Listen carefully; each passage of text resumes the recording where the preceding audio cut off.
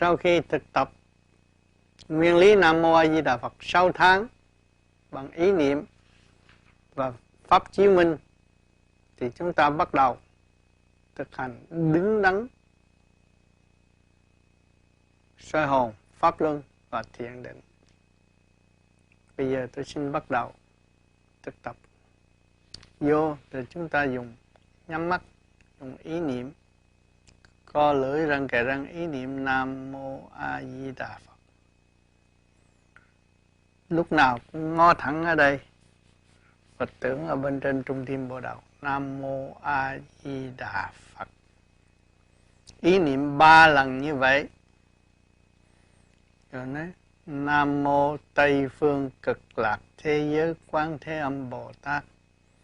Nam Mô Long Hoa Giáo Chủ Di Lạc chứng minh đệ tử, tên họ của chính mình tu hành đắc đạo. Rồi trở lại một lần nữa. Nam Mô Tây Phương Cực Lạc Thế Giới Quán Thế Âm Bồ Tát. Nam Mô Long Hoa Giáo Chủ Di Lạc chứng minh đệ tử, tên họ của mình tu hành đắc đạo. Nam Mô A Di Đà Phật. Vạn Phật thái bình xá bà cái.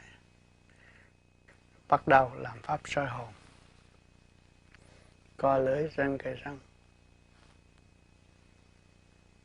Pháp soi hồn làm 5 tới 15 phút là nhiều nhất. Ít nhất là 5 phút, nhiều nhất là 15 phút. Pháp soi hồn để chấn chỉnh khối óc và tập trung giữa chân mày. Làm người tại mặt đất này quan trọng là khối óc không ổn định thì làm việc gì cũng không xong. Khối óc được quân bình và ổn định thì mọi việc sẽ thành công. Soi hồn xong thì để tới như vậy, trên luồng điển hai bên âm dương nó chuyển chạy, ngón trên ngón dưới, ngón trên ngón dưới, ngón trên ngón dưới. Rồi thở ra cho hết xẹp hết bụng. Hít vô đầy rúng, đầy ngực, tung lên bộ đầu. Luôn luôn hạ lệnh như vậy, đầy rúng và đầy ngực tung lên bộ đầu. Nếu quên đi thì sẽ nó chạy bậy. Đây là thực tập về điển năng khai triển khối óc.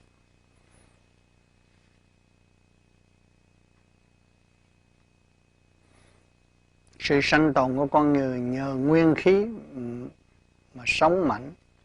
Chúng ta phải áp dụng nguyên khí của càn khôn vũ trụ, hít vô đem vô giải tỏa cái tiểu thiên địa và làm cho mạnh tất cả những cái cơ tạng chúng ta được mạnh và thanh nhẹ. Cái nhờ pháp luân thường chuyển nó mới mở tâm. Lúc đó nhìn ngồi thiền nhưng mà đầu lúc nào cũng sáng tròn.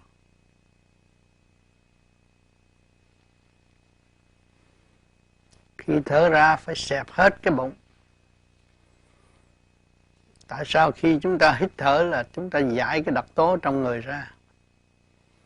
Xẹp hết cái bụng là nó sau này ban đêm 12 giờ khuya, giờ đó là giờ tí thông khai, giờ đó giờ thông khai của trời đất.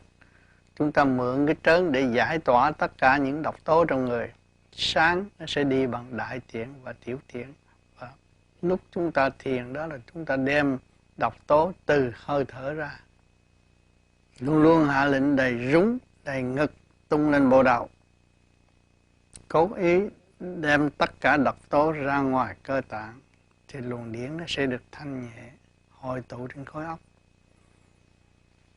Ở đời chỉ biết thể thao cho bắp thịt to lớn, nhưng mà không biết làm sao cho thần kinh chúng ta được vận hành thông suốt. Chỉ nhờ hít cái nguyên khí của trời đất, vũ trụ mới giải tỏa được độc tố trong cơ tạng thì con người sẽ được khỏe mạnh. Vừa tâm linh vừa thể xác, hai cái phải đi đôi. Cho nên phương pháp của Vô Vi là đời đạo song tu. Khi cơ tạng chúng ta được điều hòa, chúng ta không có bao giờ xuất ngôn bừa bãi mà làm mất lòng người một bên. Lúc nào chúng ta cũng nhịn nhục, hòa ái tương thân với tất cả mọi người, thì không có nhận những sự kích động ở tương lai.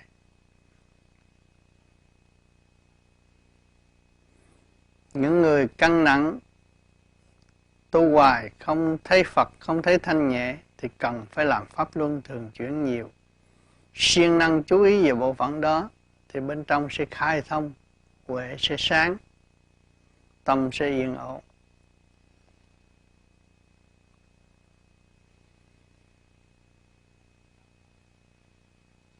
Làm đứng đắn 6 hơi thì trong mình nó phải ấm áp.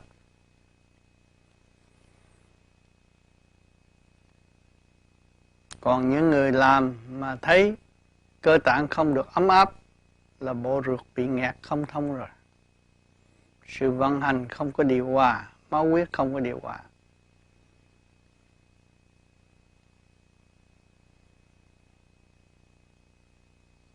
Những bệnh đó cần thanh lọc bộ ruột thì tự nhiên cái óc nó sáng lại. Đây là phương pháp pháp luân thường chuyển.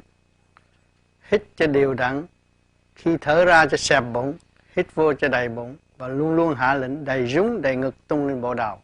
Làm như vậy tròn trịa 6 hơi là đầy đủ. Nhiều người yếu làm mấy chục hơi cũng không có giá trị, mà làm đứng đắn 6 hơi là đầy đủ. Đây tôi chỉ cho một người bạn đang học thiền, họ đang làm pháp luân thường chuyển. Đây là khi thở ra hết, hít vô đầy bụng, luôn luôn hạ lệnh đầy ngực tung lên bộ đầu. Ngồi ngay ngắn, nhìn trước mắt, nhìn trước trung tim chân mày.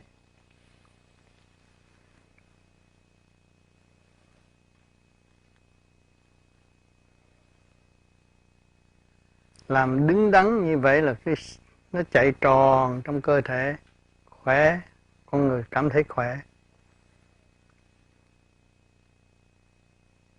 Tay chân ấm áp. Ở xứ nóng thì phải toát mồ hôi ra, ở xứ lạnh thì ấm.